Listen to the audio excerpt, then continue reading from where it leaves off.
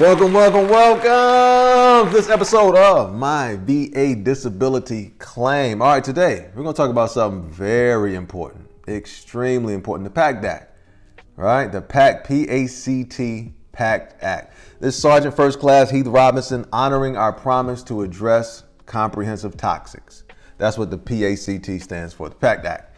It's the most significant VA benefits expansion in decades, right? It's been a while since things have been expanded like they have been with the PACT Act. And since it became law, check this out, the VA has paid out billions of dollars in new benefits behind the PACT Act. But something else, how about this?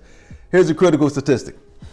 Hundreds of thousands of veterans with previously denied claims are now eligible for compensation and a massive lump sum back payment, but they haven't filed the right paperwork.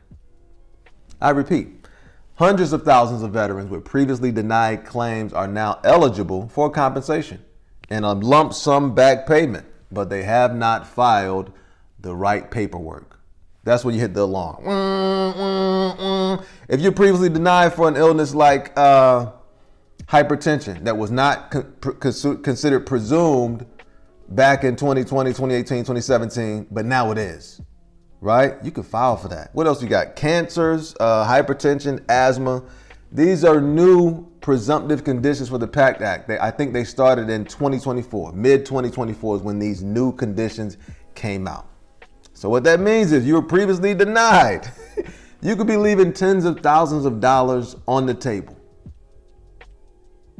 All right, we got an 8-minute video for you, and we're going to give you the what, the why, and the how to file a supplemental claim to try to get some of that money back if you were originally denied for something that's considered presumed here in 2025, all right? We just want to help you get the massive retroactive benefits that you've earned. All right, that's all we're trying to do. So first with the what. What is the PACT Act? What is the PACT Act in 2025? At its core, it establishes presumptive service connection for certain conditions, right? Over 30 new toxic exposure related conditions. So if you were stationed at this base, it's presumed that you were exposed. So if you have these conditions, it's approved. All right, that's essentially what it is. Before the PACT Act, veterans often faced a near impossible battle with the VA to try to scientifically prove that some of these things were related to the exposure that they had in service. The VA denied it for decades, and now they're admitting y'all right the whole time, right? But what happens is so much time lapses that people forget to go back and take advantage of that. That's why we're here, as a reminder. You know what I mean? Check this out. If you served in any of these qualifying locations like Iraq, Afghanistan, Kuwait, after 1990, or Agent Orange in Vietnam or other specified areas, and you have a presumptive condition, the VA must presume that your service caused it. They must presume it based on regulation. And that's what fast tracks the claim, right? Again, this primary exposure, the primary exposure category that they're talking about with this new PACT Act is burn pits, airborne hazards, Agent Orange, and other toxic exposures. That burn pit one, though, is a massive one. Massive, all right? Your goal now is to use this new law to maximize your benefits, especially if you were denied in the past.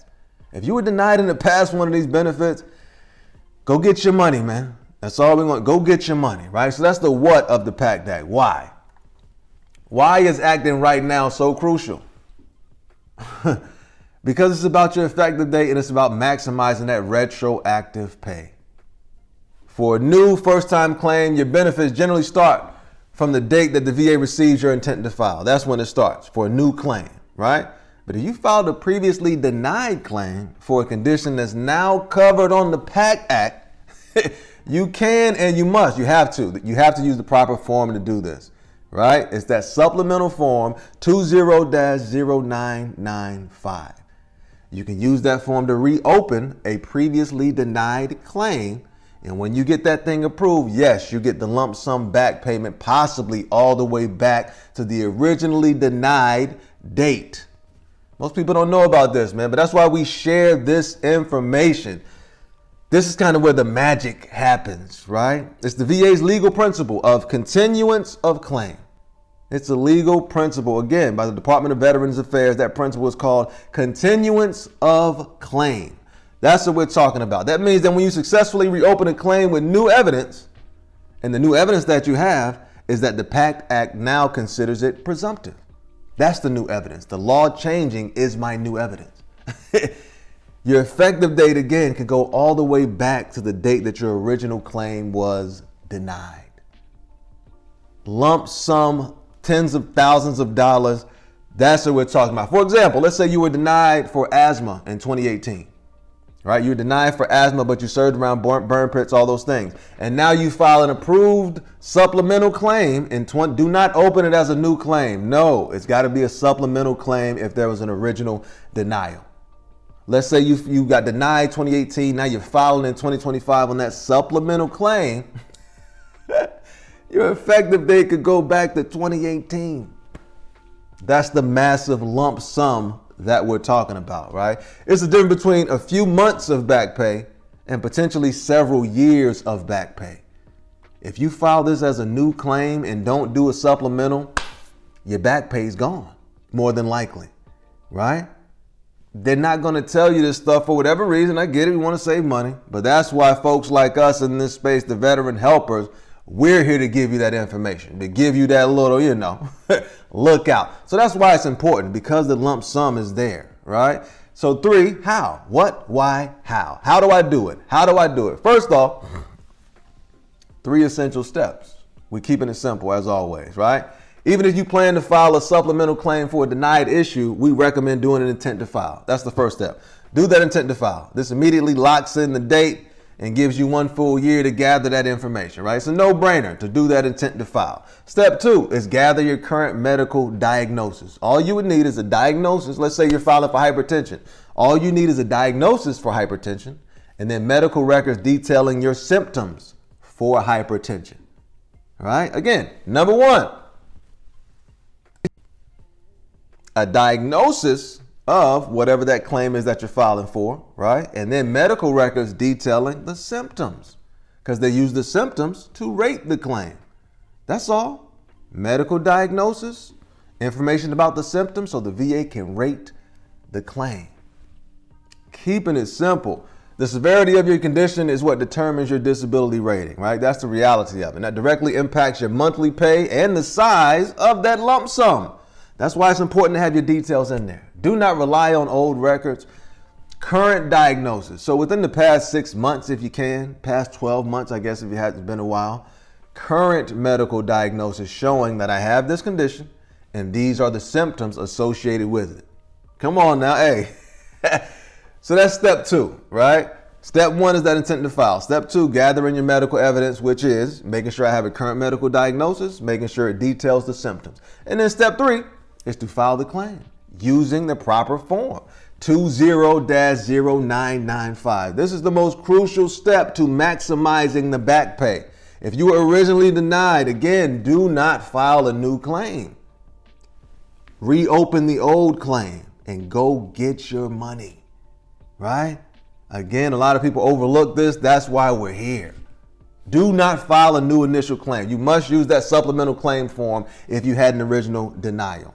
And that section on the form where it says new and relevant evidence, right? We'll put it up here for you and we'll circle it, point the red arrow at it. In that space right there, you just need to simply state that your condition is now presumptive under the PACT Act. This condition is now presumptive under the PACT Act, right? You would also need that original date of denial. So that original decision letter when you got denied originally for the hypertension or the asthma or whatever the cancer was or whatever that condition was, you're going to need the date of that. All right? But that's it. The 1, 2, 3. Number 1, the intent to file. Go ahead and do that to lock in your date. Number 2, have a current medical diagnosis, right? Within the past 6 months, if you can. Current medical diagnosis and information in your records describing the symptoms, right? And then number 3, you want to file it on the proper form, that 20-0995, and you want to make sure you have the original date from that previous decision letter, right? We'll show you where to put that on the form, right there, boom. That's the form that you use, right? This new law acts as the new and relevant evidence, right? In order to open a supplemental claim, there needs to be new and relevant evidence. The new and relevant evidence is the PACT Act. Again, like, man, it's unfortunate that folks do not know about this and everybody won't hear about it. But again, we say, learn the information, use it, and share it, because this could be very powerful for some people. This opportunity is about correcting a past wrong, right? The VA has done this with many from the Korean War days. They deny for a few decades, and then towards the end, they'll be like, okay, you guys were right the whole time.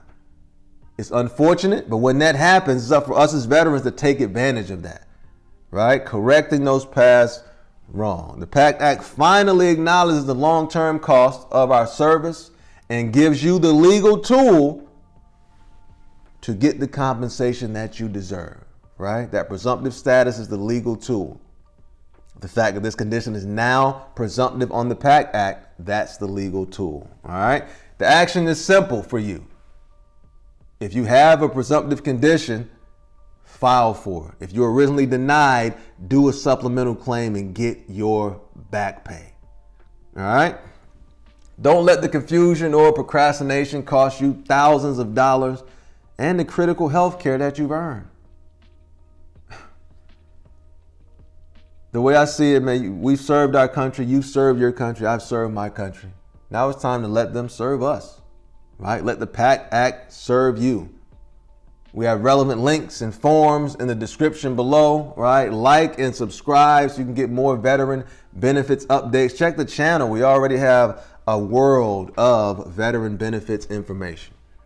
But this one is important, extremely important, because it could get you tens of thousands of dollars in back pay, right? If you fall into this category, get with your VSO and file that claim immediately. Intent to file first. Make sure you have the stuff that you need, the evidence, right?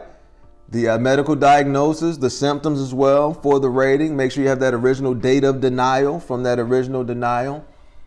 And let's send this claim up. The form is VA Form 20-0995. Learn the information. Come on now. Use the information. Talk to me. And if you deem it to be valuable, baby, hey, share the information. Happy hunting, man. I just found out about this one. I had to share it. This was yesterday. I got them like, yo, stop playing. Had to put it out. Happy hunting. Huh?